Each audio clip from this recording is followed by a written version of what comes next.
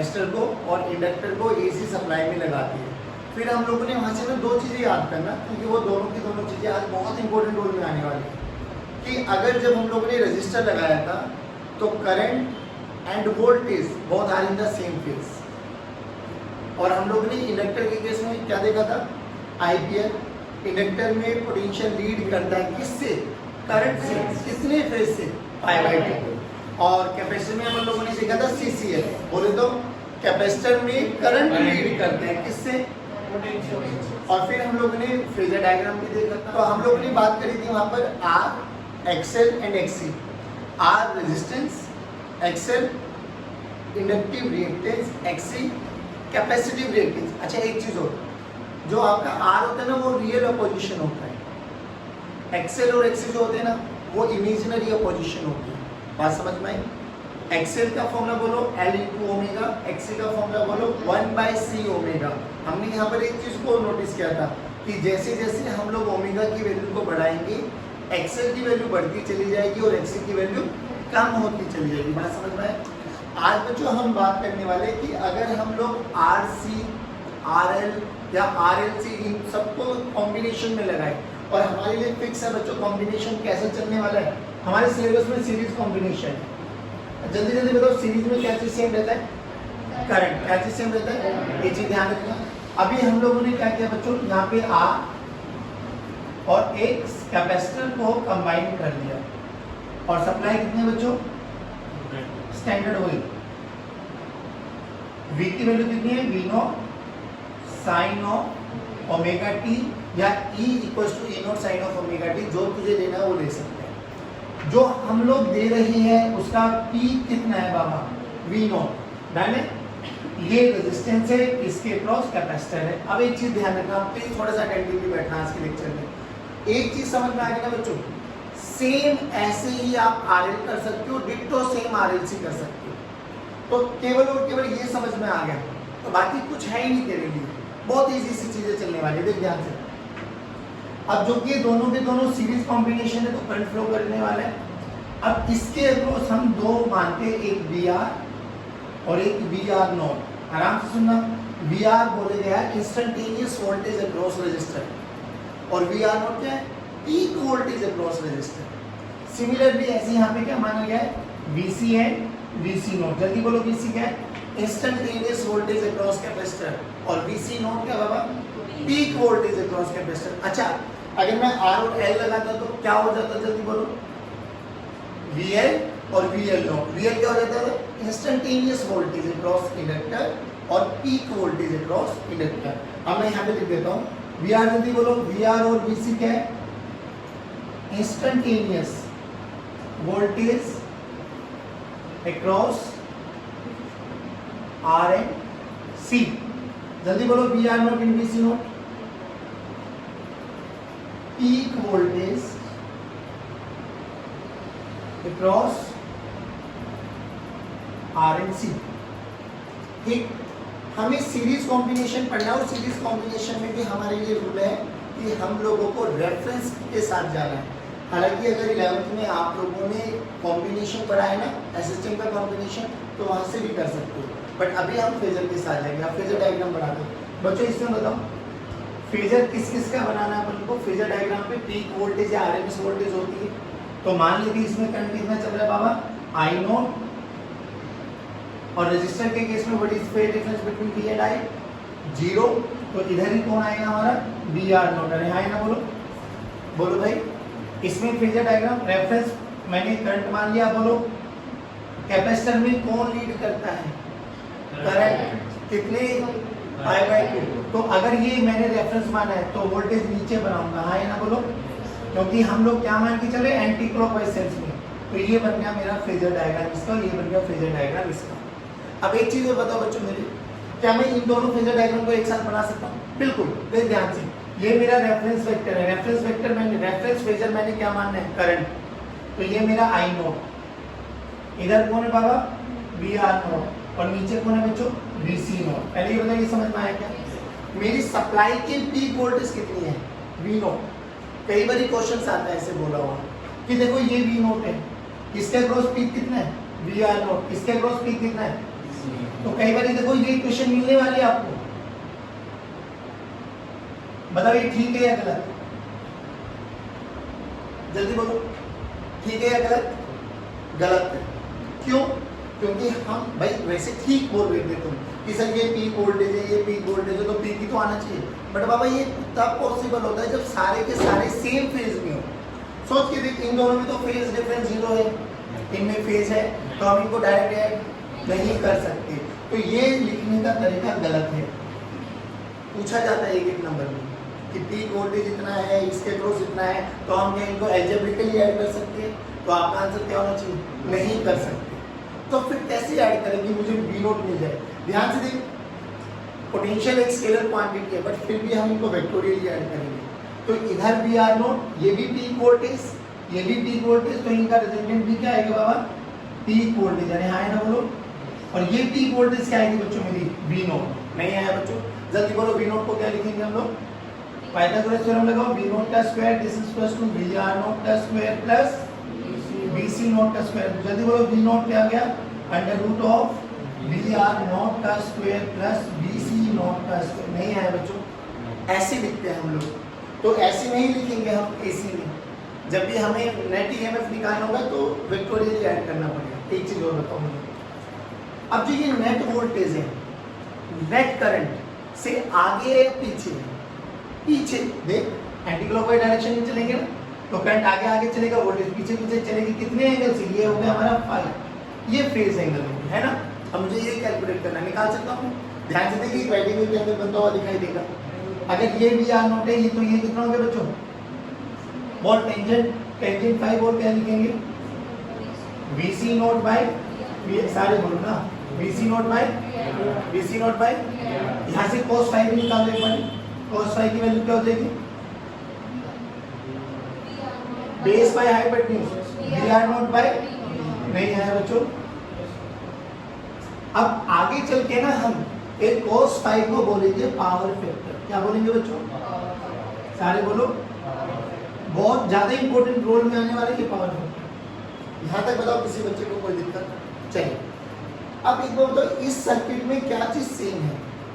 Current. अब मेरी एक बात बताओ, अगर मैं VR nought divided bye I note, अब एक चीज देखो, ओम्स लॉ क्या बोलता था? V इक्वल्स टू, अब ये फॉर्मूला यूज करते हुए आपको ध्यान क्या रखना है? अगर आप यहाँ पर V नोट यानी पीक वोल्टेज ले रहे हो, तो ये चीज ध्यान रखना बाबा, यहाँ पे पीक करंट ही चलने वाला है इनटू R। अगर आप RMS वैल्यू ले रहे हो, तो यहाँ पे भी क्या रहेगा बच्चों? RMS। नहीं आया बच्चों? दैट, सोच के देख, मैं R को क्या लिख सकता हूँ? V nought by I nought. Similarly इस केस में बताओ, क्या मेरा V नोट किसके बराबर हो जाएगा बच्चों? I note into XC। है ना बोलो? तो XC को बोलो क्या लिख सकता हूँ मैं? V nought by I nought. नहीं आया? अच्छा, यहाँ पे रेजिस्टेंस के अक्रॉस क्या पोटेंशियल ड्रॉप था maximum? VR nought divided by, यहाँ पे पीक वोल्टेज तो VR नोट है ना, और यहाँ कैपेसिटर के अक्रॉस कितना है? VC note by I nought. नहीं आया बच्चों? अब देखिए ध्यान से, अगर मैं यहाँ पर और यहाँ पर I नोट से डिवाइड कर दूँ, कर सकता हूँ? हाँ, क्योंकि I नोट मेरे लिए सेम है, तो मैं सेम फिजिकल क्वांटिटी से डिवाइड और मल्टीप्लाई कर सकती हूँ। तो मैंने इसी वाले फेजर डायग्राम में देखो I नोट से डिवाइड कर दिया, तो देखो क्या बनाइए? VR nought divided bye I note. इधर देखो ये क्या बना बच्चों? VC note divided bye I note. अब बोलो VR nought divided bye I note क्या है? VR nought divided bye I note R। तो इधर कौन आ गया? R, और इधर कौन आ गया? XC। R क्या था? अपोजिशन। XC भी क्या है? अपोजिशन। अरे बोलो भाई, ये यहाँ पे VR नोट क्या था? Peak voltage. ये क्या था? Peak voltage. तो पीक का रिजल्टेंट भी क्या आया था? Peak voltage. नहीं आया? सोचिए ये क्या है? अपोजिशन। ये भी क्या है? अपोजिशन। तो अपोजिशन का रिजल्टेंट भी क्या आएगा? सारे बोलो। ये कौन था? Peak voltage. ये भी कौन था? तो इन दोनों का रिजल्टेंट पीक वोल्टेज आए ना। सिमिलरली ये क्या है? अपोजिशन। ये भी क्या है? तो इनका भी रिजल्टेंट क्या आएगा? यहां पर इस ऑपोजिशन का नाम बोला गया Z। Z is nothing but impedance. आप ध्यान से सुनो, जब अलग अलग सर्किट आ रहे थे, R अलग आया था, C अकेले आया था, L अकेले आया था, तो वहां पर ऑपोजिशन का नाम देखो क्या था, inductive reactance, inductive capacitance, resistance. लेकिन जब भी इनके कॉम्बिनेशंस आने लग जाएंगे तो हर एक ऑपोजिशन का नाम एक ही होगा, दैट इज Z। और यहाँ पे Z को बोला जाता है बाबा इम्पीडेंस। क्या बोला जाएगा बच्चों? सारे बोलो, सारे बोलो इम्पीडेंस। सेम। अब देख, अभी भी फाई तो वही रहेगा। बोलो tan फाई निकालो। tan फाई क्या हो जाएगा? XC by R। XC by cos phi बोलो R by Z। R by, बोलो भाई R बाय, पक्की बात। अब सुनो, जब ये पूरा का पूरा प्रोसेस हो जाता है, अब मुझे यहाँ पर है ना 3 इक्वेशन लिखनी होती है बच्चों। कौन कौन सी 3 इक्वेशन? वो सुनो। VR बोले तो instantaneous voltage, VC instantaneous voltage across capacitor, और I। अब ध्यान से देख, तुझे अगर समझ में आएगा मेरी नेट सप्लाई क्या थी बच्चों? V equal to V0 sine of omega t. था नहीं था? बिल्कुल था।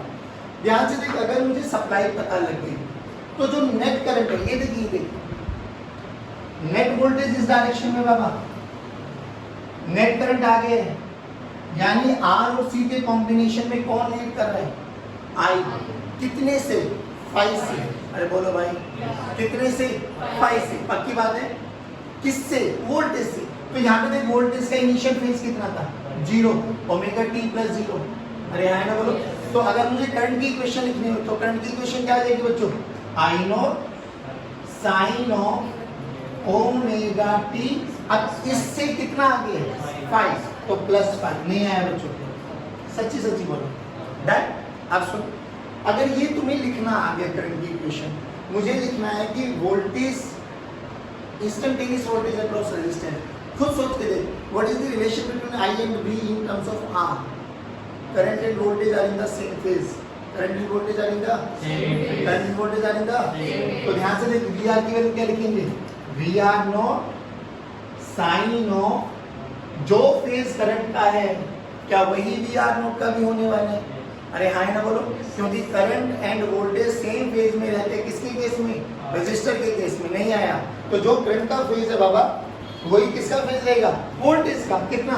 Sign of omega t plus. नहीं आया? अच्छा, अब ये मेरा रेफरेंस है, मुझे ये लिखनी आनी चाहिए। अब ध्यान से देख, ये और ये, इनमें क्या रिलेशन पड़ा था कलम में? कैपेसिटर के केस में कौन करंट लीड करता है? किससे? Pi by 2। तो देखिए ये लिखेंगे कैसे? VC nought sine of omega t plus 5। Done. अब ये बताओ, प्लस 5/2 करूं या माइनस 5/2? माइनस 5/2। क्यों? क्योंकि कैपेसिटर के केस में करंट आगे चलता है और वोल्टेज पीछे रहते हैं। कितने से? 5/2। तो माइनस 5/2। जल्दी बताओ, ये समझ में आएगा? This is all about your RC combination. All about simple सा फंडा बच्चों। एक चीज और सुन लो, यहाँ पे कभी कभार इस ट्रायंगल को, ये ट्रायंगल को मैं अलग बना देता हूँ। इधर R, ये हमारा XC और ये हमारा Z। तो ये R, तो ये XC, तो ये भी XC। कई बार इस ट्रायंगल का नाम बोला जाता है इम्पीडेंस ट्रायंगल। आपको देखने को मिल जाएगा। इम्पीडेंस क्यों? ऑपोजिशन वाला सर्किट। तो ये भी ऑपोजिशन, ये भी ऑपोजिशन, ये भी ऑपोजिशन। Z की वैल्यू निकालो। Z की वैल्यू बोलो, under root of R square plus XC का स्क्वायर। नहीं आया बच्चों? आराम से इसको ना 1 मिनट तक ऑब्जर्व करो कि हमने क्या किया। RL खुद करके देखो। अब जैसे हम लोग ने RC बढ़ाना, यू विल फाइंड कि VRL भी सेम है। अगर RL और RC समझ में आ गया ना, तो यू विल फाइंड कि RLC बहुत इंपॉर्टेंट है, बहुत इंपॉर्टेंट है, और उसमें बहुत न्यूमेरिकल्स आते हैं। आप समझना, थोड़ा एक्टिवली पार्टिसिपेट करना। ये हम लोगों ने R लगाए, ये हम लोगों ने L लगाए, और हम लोगों ने वही सप्लाई लगा दी। चलो अगला स्टेप बोलो, क्या करें? यहाँ पर R, यहाँ पर L, यहाँ पर VR मान लेते हैं, और ये VR नॉट, यहाँ पर VL और सारे बच्चे बोलो ये वाली इक्वेशन बोलो, V nought sine of omega. Standard हमारे घर में आती है, कोई दिक्कत वाली बात नहीं। अच्छा अब क्या करें बाबा, फिर वही वी आर और वी एल बोलो, वी आर और वी एल बोलो। हाँ, instantaneous voltage across, instantaneous voltage across R and L. अच्छा V R naught and V L naught बोलो बच्चे, peak voltage, very good, peak voltage across, बहुत बढ़िया। अच्छा एक चीज और बोलो, ओम्स लॉ क्या बोलते हैं जल्दी, V इक्वल्स टू, सभी बच्चे पार्टिसिपेट करें, V इक्वल्स टू।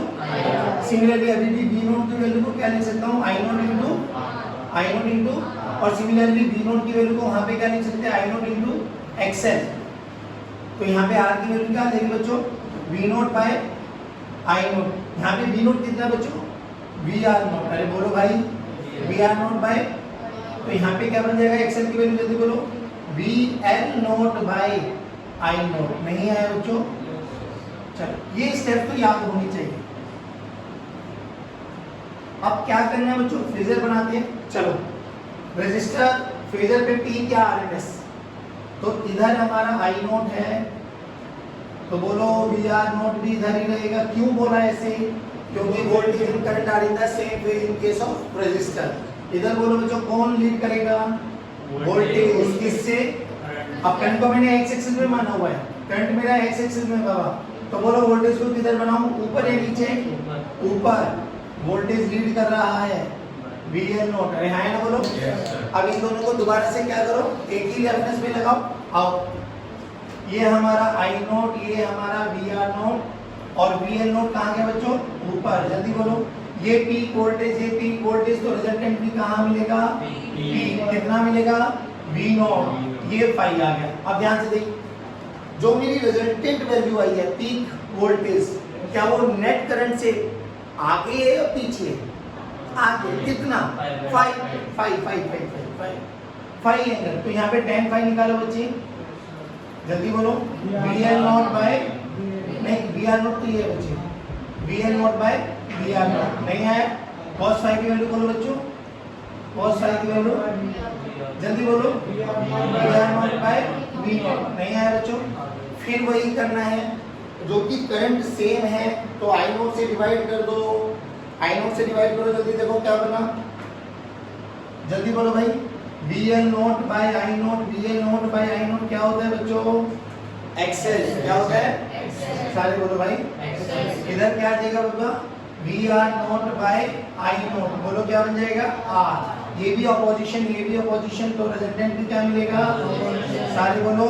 और यहाँ पे अपोजिशन को किससे रिप्रेजेंट किया जाता है, Z, किससे रिप्रेजेंट किया जाता है, पाई के पीछे पड़ा हुआ है, किससे रिप्रेजेंट किया जाता है, Y, Z से। यहाँ पे Z की वैल्यू बोलो, Z की वैल्यू बोलो, अंडर रूट ऑफ R का स्क्वायर प्लस XL का स्क्वायर, नहीं आया बच्चों। tan फाई की वैल्यू बोलो बच्चों, tan phi XL by R, XL by cos phi की वैल्यू बोलो बच्चों, R बाय, अब ध्यान से देखने वाली बात क्या है, cos फाई क्या होता है, पावर फैक्टर, क्या होता है बच्चों, क्या होता है, पावर फैक्टर, पहली बात तो ये। अब जब ये चीजें समझ में आ गई, यहाँ से V नोट की वैल्यू भी निकाल दो, जल्दी बोलो, V नोट की value under root of VL nought का स्क्वायर प्लस VR नोट का स्क्वायर। अब मेरी बात सुनो, ये तो पक्की बात है कि देखो ध्यान से, जो नेट वोल्टेज है ना, करंट उससे पीछे है, कितना, 5। अब ध्यान से सुन, फिर वही बात करनी है, मुझे VR लिखना है, मुझे VL लिखना है, मुझे I लिखना है। देखो मुझे वो ये गिवन है बाबा, ठीक, बोलो भाई, इस वाली वोल्टेज से करंट आगे या पीछे, पीछे, देखो ना, नेट वोल्टेज ये आई, करंट पीछे, कितना पीछे है बाबा, तो I की वैल्यू बोलो, I nought sine of omega T minus five, वहां पे क्या आया था, प्लस। अच्छा अब दोबारा बोलो, ये और ये सेम फेज, तो VR की वैल्यू बोलो, VR nought sine of omega T minus five. ये और ये कौन लीड करता है, V IPL, इंडक्टर में पोटेंशियल लीड करता है कितने फेज से, किससे, करंट। तो करंट तो ये रहा, तो बोल यहाँ पे VL की value VL nought sine of omega t minus pi plus नहीं आया, पक्की बात, डन। ये सब चीजें हम लोगों को आनी चाहिए। सेम बिट बता, कोई दिक्कत आई है? बस फर्क क्या है, उधर ये VL नॉट ऊपर आ गया, उसमें VL नॉट, बस और कोई डिफरेंस आएगा? बाकी हम लोगों को ये कॉमन सेंस आना चाहिए, बाकी ये इक्वेशंस आनी चाहिए, न्यूमेरिकल्स में बहुत इंपॉर्टेंट रोल में आते हैं। ऑब्जर्व कर ध्यान से, कॉम्बिनेशन ऑफ LCR सीरीज सबसे इंपॉर्टेंट। अब बट यू विल फाइंड कि सेम ही है। बोलो, ये R बना दिया, ये L बना दिया और ये C। अब थोड़ा हेल्प करना और जल्दी जल्दी बोलेंगे। बोलो सप्लाई साइन ऑफ, ये कौन है R, ये कौन है L, ये कौन है C। अच्छा एक बात बताओ मुझे, सीरीज है, करंट सेम रहेगा, फेजर डायग्राम बनाते हैं डायरेक्ट। जल्दी बोलो, इसमें फेजर डायग्राम I नोट और VR नोट इधर, अरे हाय ना बोलो, what is VR note? Peak voltage across, इधर आ बच्चे, इधर I नोट, बोलो VL नोट किधर बना, ऊपर या नीचे? ऊपर, बहुत सुंदर, VL नोट। इधर क्या बना है बच्चों? I नोट इधर, VC नोट बोलो किधर बना? श्योर? अब ये तीनों को एक ही रेफरेंस में बनाना है, एक ही फेजर में आइडेंटिफाई करना है मुझे। अच्छा, रेफरेंस मेरा I नोट, इधर मेरा VR नोट, ऊपर VL नोट और नीचे। अच्छा एक बात बताइए, यहाँ पे क्या क्या पॉसिबिलिटी हो सकती है? तीन केस मुझे डिफाइन करने हैं, क्या क्या है सोच के देखो। हो सकता है VL नोट बड़ा आ जाए VC नोट, बिल्कुल हो सकता है। ऐसा भी हो सकता है VC नोट बड़ा आ जाए VL नोट से, और ऐसा भी हो सकता है दोनों बराबर आ जाए, VL nought is equal to VC nought. Done? पक्का आ रहा है इसमें?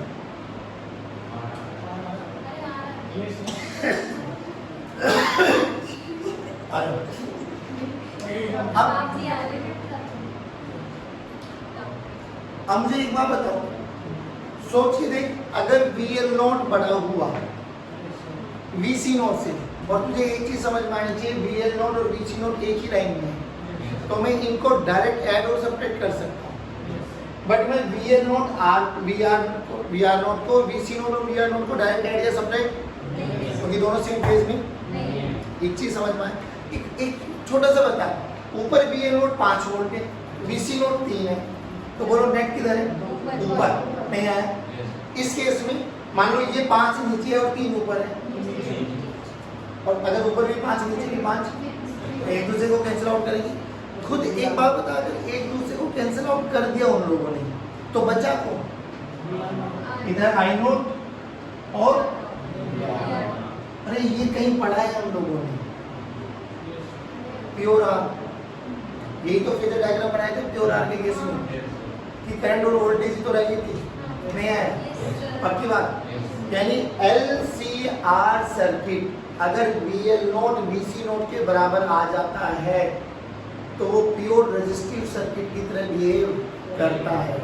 तो LCR circuit will behave as, बोलो, प्योर आर सर्किट। नहीं आया? इधर आ, खुद सोच के देख, अगर VL नोट बड़ा है तो नेट वोल्टेज ऊपर बता क्या बचेगा? VL naught minus VL naught minus, सारे बोलो भाई VL नोट माइनस, चलिए जी VL naught minus VC note. इधर कौन बचा बच्चों? VR note. ये भी पीक रिजल्टेंट भी क्या देगा? अब ध्यान से देख, ये आ गया मेरा V नोट, वही 5, बोलो V नोट की वैल्यू यहाँ से, V नोट की value under root of VR note का square plus VL naught minus VC naught का स्क्वायर। बाबू मुझे एक बात बताओ बस, अगर तुम्हें सब चीजें समझ में आ रही, ये बोलो ये I नोट है ना, I नोट से वोल्टेज, नेट वोल्टेज लीड कर रही है या लैग कर रही है? लीड। वोल्टेज लीड किसमें करती है? Inductor, capacitor, resistor. इंडक्टर। यानी ये LCR सर्किट कुछ कैसा बिहेव करेगा? इंडक्टिव सर्किट के लिए नहीं आया, तो यहाँ पर किसका डोमिनेट ज्यादा होगा? इंडक्टिव। तो सर्किट विल बिहेव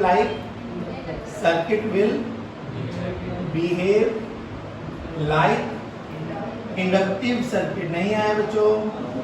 पक्की बात? चलिए उधर देखो, अब इसमें DC नोड पड़ा है, तो नेट वोल्टेज बोलो किधर आएगी? ऊपर या नीचे? नीचे। तो इधर देखो, यहाँ कौन बना? VC naught minus VL note. इधर कौन बना बच्चों? VR naught. और रेफरेंस कौन है मेरा? I note. बोलो पीक क्या देगा? V naught. अब V नोट की वैल्यू देख यही जाएगी। V नोट की वैल्यू बोलो under root of VR note का square plus VC naught minus. अब एक बार बता, इसमें देख करंट और नेट वोल्टेज कौन आ गए? तो क्या ये LCR सर्किट एक कैपेसिटिव सर्किट की तरह बिहेव करने वाला है? यानी कैपेसिटर ज्यादा डोमिनेट रहने वाला है? नहीं आया समझ में? अब एक चीज मुझे बताओ, जैसे वहां पर हम लोगों ने बाद में I नोट से डिवाइड किया था, क्या यहाँ पे भी हम I नोट से डिवाइड कर सकते हैं? I नोट से डिवाइड करो तो क्या बनेगा? देखो ध्यान से, VL nought by I nought minus VC note by I nought VR nought by I nought. ये तो बना R, ये बना XL, तो ये बना XC। ऑपोजिशन, ये भी ऑपोजिशन, तो रिजल्टेंट क्या आएगा बच्चों? और यहाँ पे क्या बोला जाता है? Z। जल्दी बोलो, Z this is equal to under root of R square plus XL minus XC का। चुपचाप बोलो यहाँ पे क्या आ जाएगा? जल्दी। Z this is equal to under root of R square plus XC minus XL का होल स्क्वायर। मेरे बच्चों एक बार बताओ, मुझे तो मैं तो ये कह रहा हूँ, एक रख लेना कोई भी। देख सोच के देख, XL बढ़ाओ या XC बढ़ाओ। मान लो अंदर नेगेटिव वैल्यू आ भी गई, तो नेगेटिव वैल्यू क्या करना है? स्क्वायर। तो अल्टीमेटली वैल्यू क्या आएगी? बट तुम्हें समझ में, तो Z की वैल्यू बोलो under root of R square plus XL minus XC का। एक बार और बोलो, R square plus XL minus XC का होल स्क्वायर का अंडर रूट। आए ना? बोलो एक चीज बोलो, फिर यहाँ से वही tan phi निकालो जल्दी जल्दी। VL naught minus VC note by VR naught, और XL की टर्म्स में XL minus XC by R, XL minus XC by tan cos phi बोलो R बाय। आप एक चीज देख लो, ये चीजें चेंज होती जा रही है, ये R बाय Z ही आ रहा है, बट Z चेंज होता जा रहा है हर केस में। नहीं आया? ओके। अब ये के बाद आता है सबसे इंपॉर्टेंट ये वाला part, when VL naught is equal to VC। मैं फिर कह रहा हूँ, सबसे इंपॉर्टेंट पार्ट आता है ये वाला, VL naught is equal to. मुझे मतलब VL नॉट को क्या लिख सकते हैं? याद कर, एम्पियर को ओम्स लॉ। ओम्स लॉ ने क्या बोला? VL naught this is equal to I naught into XL। VC naught तो बोलो I नॉट इनटू, याद करो I नोट क्योंकि रेफरेंस वेक्टर हमने करंट माना तो करंट सेम रहेगा। रखो वहां पर एक बार, I naught into XL this is equal to I naught into I naught ने I नोट को, तो XL must be equal to. बच्चों इनको बोलते हैं हम लोग रेजोनेंट कंडीशन। क्या बोलते हैं? क्या बोलते हैं? क्या बोलते हैं? मैं जो बोल रहा हूँ अगर वो आपके समझ में आ गया तो तुम और मैं रेजोनेंट में हैं। मैंने बोला कुछ, आपको कुछ नहीं समझ में आया तो हम दोनों रेजोनेंट में। बाकी कल इस पे और भी चर्चा करूँगा कि एक रेडियो कैसे वर्क करती है, टेलीविजन कैसे काम करता है, सब चीज़ें बताएंगे कि रेजोनेंट का क्या खेल होता है। अभी के लिए कंडीशन याद कर, VL naught is equal to VC naught, सबसे मोस्ट इंपोर्टेंट पार्ट है RLC सीरीज सर्किट का। तो यहाँ पे एक और फैक्टर क्या आता है? XL must be equal to. अच्छा XL की वैल्यू बोलो, L omega 1 by C omega की वैल्यू निकालो यहाँ से, omega square must be equal to 1 by LC। Omega की वैल्यू बोलो 1 बाय रूट LC। इसको बोलते हैं हम नेचुरल फ्रीक्वेंसी या रेजोनेंट फ्रीक्वेंसी। क्या बोलते हैं? सारे बोलो। ओमेगा की वैल्यू को क्या लिख सकता हूँ 2 पाई बाई टी, टी को 1 बाई टी को क्या लिख सकते हैं एफ, एक और याद कर लो तो 2 pi f naught this is equal to 1 by root L C, तो एफ नोट की वैल्यू बोलो बच्चों 1 by 2 pi root L C. ये क्या होता है नेचुरल फ्रीक्वेंसी, अरे हाँ ना बोलो ये रेजोनेंट फ्रीक्वेंसी, नहीं आया समझ में। चलिए आज की कक्षा को यहीं समाप्त करते हैं, बट एक चीज ध्यान रखना सबसे इंपॉर्टेंट पार्ट है, सबसे ज्यादा यूज में आने वाला पार्ट है, कल बहुत डिटेल से एनालिसिस करने वाले इसकी, ठीक है बच्चों। चलो thank you very much, have a good day, God bless you, जय हिंद।